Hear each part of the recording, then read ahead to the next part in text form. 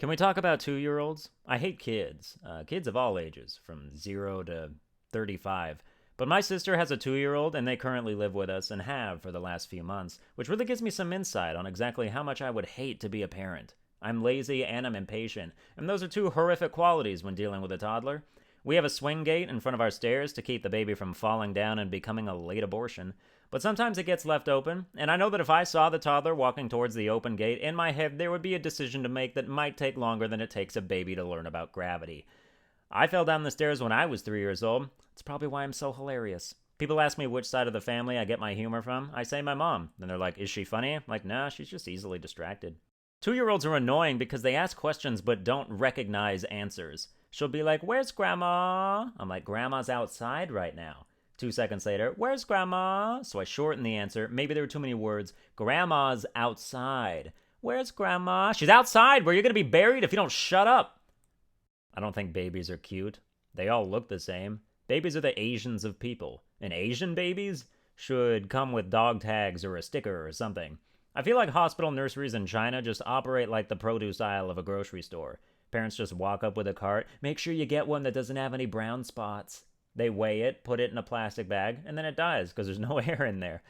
I think it's time for some fake facts. Question 1 comes to us from Revenue42, who writes in Michael Caine's voice, if you ever got popular enough to where specific sponsors wanted to run ads on your videos, which franchises or companies would be your most preferred, Master Bruce? Please, just call me Master. If I could pick any sponsors I wanted, the choices would actually be pretty easy. I'd want Barks Root Beer and Reese's. Have you ever had a Barks Root Beer with a Reese's Peanut Butter Cup? It's fucking mental!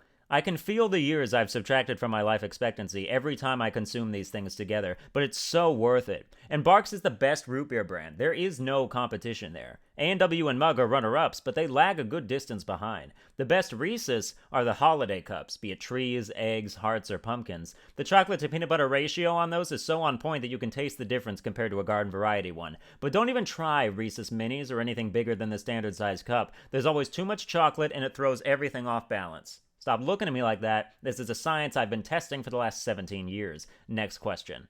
Question 2 comes to us from Lady Savant, who asks, how do you get along with girls? Asking for a friend of a friend, which I guess when you trace it all the way back around means me.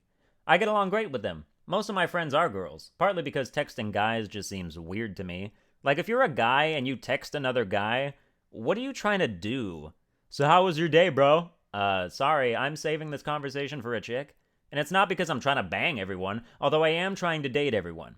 For me, and this is probably true for a lot of guys, I don't make friends with girls unless I could see it going further. Whenever I talk to a guy about getting together with one of his girlfriends and he's like, oh no, I could never see her that way, I just assume he thinks she's ugly. If you're that good of friends, how hard could it really be to make that transition? It's different with girls because girls are too nice, and then they end up with these gross guy friends. I call them barnacle bros because they're clingy. And of course, the girls don't want things to progress, but they don't want to tell the guy, hey, you're a fugly excuse for a warm-blooded mammal, please go away permanently. Guys are always like, I keep getting friend-zoned, as if they aren't the control group in that experiment, and it's somehow the variable's fault. It's like, recognize the pattern and draw your conclusion. It's basic fucking science.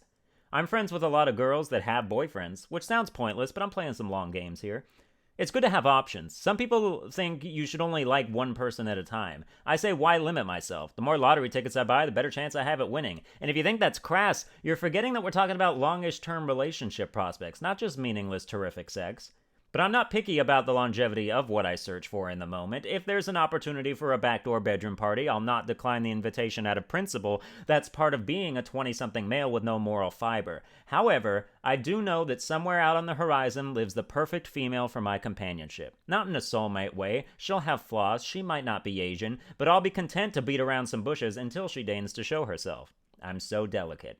That's going to do it for this video. I hope you enjoyed it. If you did, please be sure to like, share, and subscribe. And now, as we've all grown to expect, I shall play myself off.